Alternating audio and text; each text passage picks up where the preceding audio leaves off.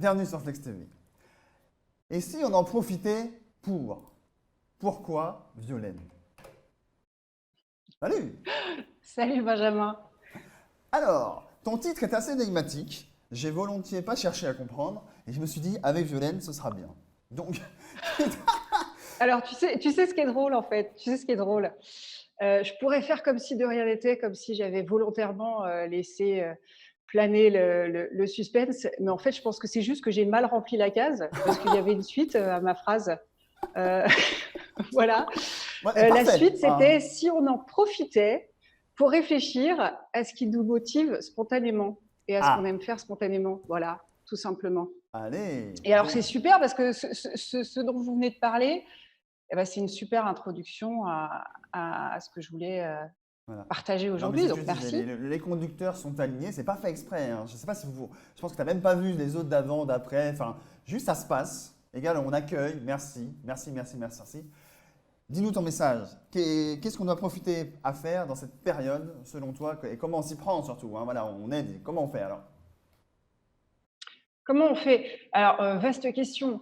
Euh, Moi, l'idée qui m'est venue comme ça au début du confinement, c'est en effet de se dire que tout va être bouleversé pour tout le monde, même pour les gens qui télétravaillent, même si on continue à garder ce rythme-là, on travaille différemment. L'idée, c'était de prendre un petit temps et d'observer pour se dire, OK, bah, maintenant que j'ai beaucoup moins de repères, maintenant que j'ai moins de contraintes, et encore, il y en a peut-être plus finalement, mais qu'est-ce que je fais spontanément en fait? Qu'est-ce que je fais par plaisir?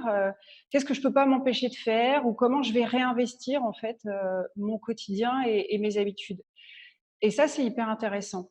Pourquoi c'est hyper intéressant? Parce que finalement, on est câblé comme ça, notre cerveau, il est câblé comme ça. Tu parlais de naturel tout à l'heure, qui revient au galop, mais de naturel, ça peut être super positif. Euh, En fait, quand on agit spontanément, la plupart du temps, on le fait parce que c'est naturellement plaisant pour nous. Et c'est ça que je trouve qui peut être intéressant d'aller chercher dans cette période. Alors, comment on fait? Parce que si Comment on on est… fait? D'ailleurs, c'est même paradoxal de se poser, toi, aujourd'hui c'est mon anniversaire, j'ai 36 ans, il y en a qui sont plus vieux que moi, plus jeunes que moi, mais je pense qu'on est un paquet de gens, voire la majorité, où, un, on ne s'est jamais posé trop la question, ou alors on n'a jamais réussi à trouver la réponse. Donc, est-ce Mm. que… Bah, comment on fait, quoi? Comment on fait? En fait, il y a plein de façons différentes de faire. Et puis, alors, ce qui est important de rappeler, c'est qu'on n'a pas tous le même accès à ça. Euh, Ça s'explique par plein de manières différentes, mais notamment, ça s'explique par la genèse des motivations. La motivation, c'est quoi? C'est qu'est-ce qui fait qu'on se met en mouvement? Qu'est-ce qui fait qu'on agit? Qu'est-ce qui fait qu'on agit ou qu'on réagit? Parce que agir et réagir, c'est pas du tout la même chose. Alors, comment on fait? En fait, ça dépend beaucoup de choses et notamment de notre éducation. Certains ont eu la chance, et là, il y a rien de jugeant par rapport aux parents ou à l'éducation, c'est comme ça. Certains ont eu la chance de pouvoir cultiver tout ce qui leur faisait plaisir depuis qu'ils étaient petits parce qu'ils ont pu grandir dans une famille où on laissait assez libre cours au naturel chez l'enfant. Dans ces cas-là, on a assez facilement accès à ce qui nous fait plaisir. Et puis, il y a aussi des éducations dans lesquelles se faire plaisir, c'est plutôt positif. Dans d'autres éducations, se faire plaisir, ça peut être, voilà, ça peut avoir une connotation négative parce que le travail, c'est dur, et parce que, voilà, le côté, le labeur, c'est ce qui compte avant tout. Donc, on n'y a pas tous le même accès. Mais ça peut être justement intéressant dans cette période de se dire, OK, comment je vais réagir dans cette période où tout est perturbé et est-ce que j'ai un accès facile au plaisir et à ces petits bonheurs que je peux cultiver au quotidien. D'accord. Ah. Tu es en train de dire que dans nos vies complexes et compliquées et ce qu'on veut, on, on fait beaucoup de choses par devoir et très peu par choix. C'est ça que tu avances? Alors, alors c'est possible, oui. En fait, pour mieux comprendre les choses, la motivation, elle se divise de différentes façons. Il y a la motivation primaire. Alors ça, c'est justement ce qui va cultiver notre plaisir, notre bonheur. La motivation primaire, c'est justement ce qu'on fait spontanément. C'est pour ça que j'invite les gens à réfléchir à ce qu'ils font spontanément. Motivation primaire, on fait par plaisir en fait. Sans justement y réfléchir et sans se poser de questions. Parce que c'est les caractéristiques de cette motivation primaire, c'est qu'elle est très peu cognitive, elle est très sensorielle. Euh, Après, il y a la motivation, ce qu'on appelle la motivation secondaire, bonne et mauvaise case. Alors, dans la motivation secondaire, il y a quoi? C'est ce qu'on appelle aussi, les gens connaissent peut-être plus ce terme-là, c'est la motivation extrinsèque. C'est quand on fait, par exemple, pour obtenir un résultat ou quand on fait pour éviter d'être confronté à un malaise, à quelque chose de désagréable. Et c'est vrai qu'en fonction des personnes, on peut agir spontanément par plaisir ou on peut agir parce qu'on va être dans la recherche du résultat ou on va être aussi dans l'objectif d'éviter un inconfort. Et c'est ça qui est hyper intéressant. Aujourd'hui, posons-nous la question, dans mon quotidien, qu'est-ce qui me fait agir? Ou est-ce que je suis plutôt dans la réaction? Je te prends un exemple. Tiens, mais par exemple, on va prendre ton exemple, Benjamin. Waouh, Cette idée, j'étais pas prévenu. cette idée de, cette idée de Flex TV. Si tu es en motivation primaire, quand tu montes le projet de Flex TV, ça va être pourquoi? Ça va être parce que tout simplement, tu as un vrai plaisir à créer des nouvelles choses, à mettre les gens en lumière, à fédérer, à aller chercher des bonnes idées. Voilà. En fait, tu réfléchis même pas, c'est spontané chez toi. Souviens-toi, on s'est croisés à la Biocop il y a quelques temps. Je pense que c'était complètement spontané pour toi, cette idée de Flex TV. C'est naturel, voilà, tu réfléchis pas, c'est comme ça. En revanche, si tu es en motivation secondaire, on va dire bonne case, eh ben, tu peux mettre en place ce projet de Flex TV parce que tu as envie, je ne sais pas, par exemple, de te faire connaître. Ça peut être ça. L'objectif, c'est j'ai besoin que mon entreprise se fasse connaître. Bah, tiens, je vais profiter de cette opportunité-là pour mettre en place une nouvelle émission. OK, pourquoi pas. Motivation secondaire, mauvaise case, donc là, qui est plus en réaction. Tu peux, par exemple, travailler ce projet de Flex TV parce que tu ne supportes pas d'être inactif et tu ne supportes pas que tout d'un coup, par exemple, ton entreprise soit oubliée. Donc, tu vas faire quelque chose par réaction à cet inconfort. Tu ne veux surtout pas être dans l'inactivité pendant 3 semaines, ça t'insupporte, donc tu vas réagir. Ok, on est d'accord, on prend l'exemple de ma personne, mais vous qui nous regardez, appliquez-vous ces schémas et ces questions. Et puis découvrir sa motivation, tu seras d'accord avec moi, je pense.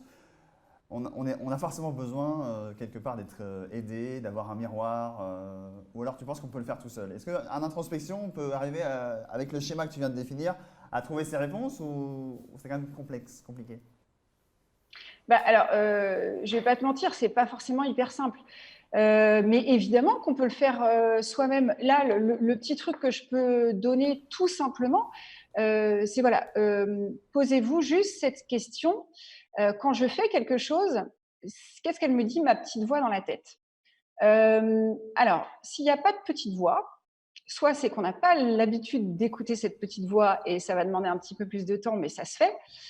Mais s'il n'y a pas de petite voix, ça peut être aussi juste parce qu'on est complètement dans le plaisir, en fait. Quand on est complètement dans le plaisir, il y a très peu de cognitif, donc il n'y a pas forcément de petite voix. Juste, on prend plaisir à faire les choses.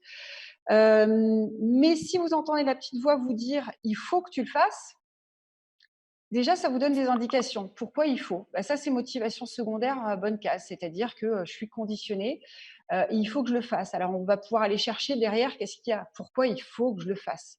Je suis désolée, il y a une petite mouche là qui m'agace.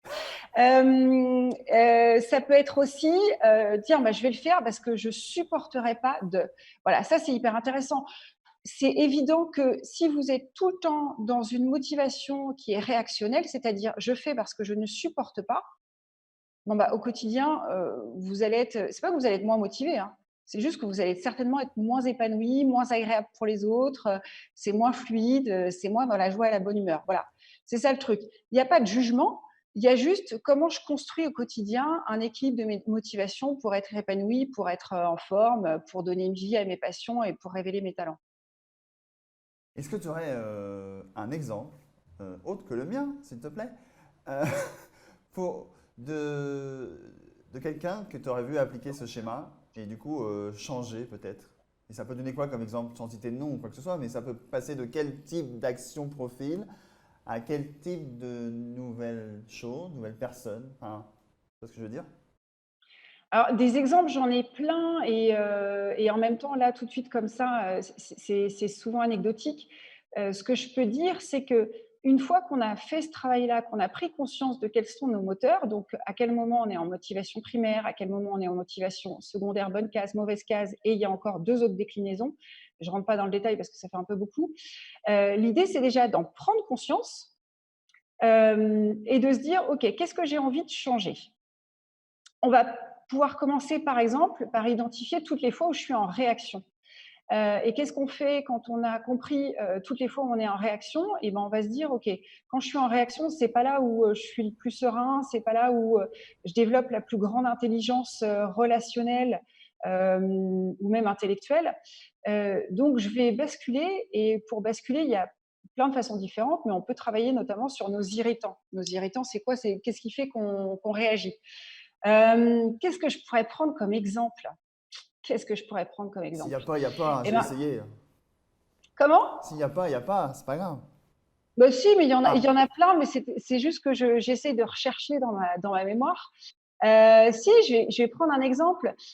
Si par exemple, vous vous sentez irrité par plein de choses qui se passent sur les réseaux sociaux et que finalement vous agissez, et la personne à qui je pense, elle se reconnaîtra peut-être, que finalement ce qui vous fait vous mettre au boulot, mais vous mettre au boulot un peu en mode vénère comme ça m'agace, c'est parce que vous voyez sur les réseaux sociaux qu'il y a plein de gens qui font plein de trucs et que vous vous dites non mais c'est insupportable, moi je me sens complètement nulle, tous ces gens qui font des trucs super, bah, moi aussi je vais faire des trucs.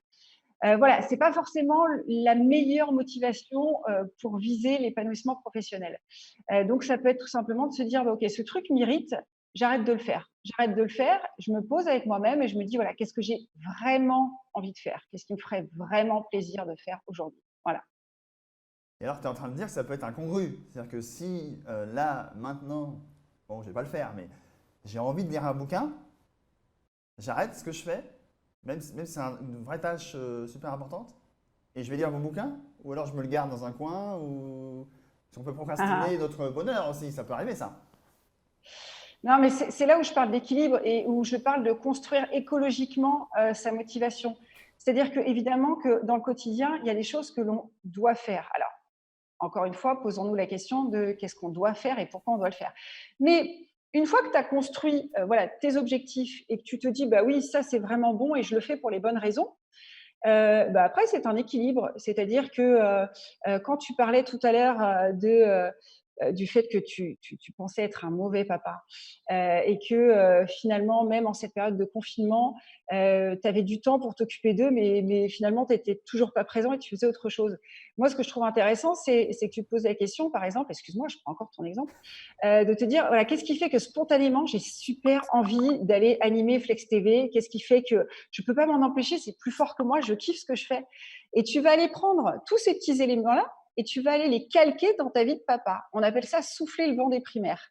Donc, par exemple, et je rejoins Claire sur ce qu'elle te disait tout à l'heure, c'était hyper intéressant, eh ben, pourquoi pas partager cette passion avec tes enfants? Ça veut dire que du coup, spontanément, tu vas te développer Flex TV, mais en plus, tu vas pouvoir partager ça avec tes enfants. Donc, l'idée, c'est d'aller vraiment extirper la substantifique moelle de ce qui fait que tu es en motivation primaire et en mettre un petit peu partout pour du coup mettre du spontané dans des choses qui ne le sont pas forcément naturellement, habituellement.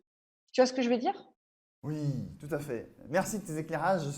Je suis arrivé à un moment dans ma vie en fait où ça y est, ça ne me gêne pas de dévoiler mes énormes failles et du coup je sais que ça sert de prisme à plein de gens qui sont dans le même cas que moi ou qui vont faire d'autres projections et ça va leur faire du bien aussi. Bon, donc allez-y, pas de problème. Bon, on va éviter que chaque Flex TV se transforme en psychanalyse, mais par contre on est au cœur du débat, c'est-à-dire que si on doit réinventer ensemble le monde de maintenant et de demain, bah, il faut bien qu'on se dise des vrais trucs et qu'on parle vrai, quoi. Donc on ne peut pas faire comme avant.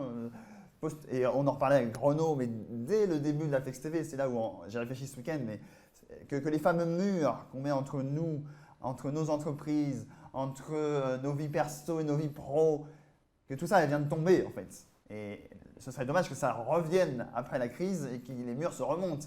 Donc, parlons vrai, et si on peut y contribuer avec la Flex TV en disant des vraies choses, en faisant intervenir des vraies personnes pour parler vrai, sans se flageller, donc je prends aussi ça, mais dans le regard honnête de voilà où j'en suis, voilà ce que j'aime dans ma vie, ce que j'aime pas dans ma vie, et qu'est-ce que je fais maintenant, le petit pas là, pour changer et ainsi progresser. Est-ce que tu veux dire une dernière chose avant de nous quitter, Violaine? Oui, juste pour rebondir sur ce que tu dis, je pense que c'est indispensable à un moment donné de faire un bilan de ce qui est. En fait, ça sert à rien de se voiler la face. Et c'est pas tant s'auto-flageller que de prendre en considération ce qui est. Et en partant de là, on a une marge de progression et c'est ça qui est cool. Yes. Merci pour ce mot de la fin. Violaine Merci Berthet, Benjamin, on aura l'occasion de te accueillir sur la Flex TV, j'espère. Et d'ici là, une bonne journée ça à toi. marche. Ciao. Quant à nous, on poursuit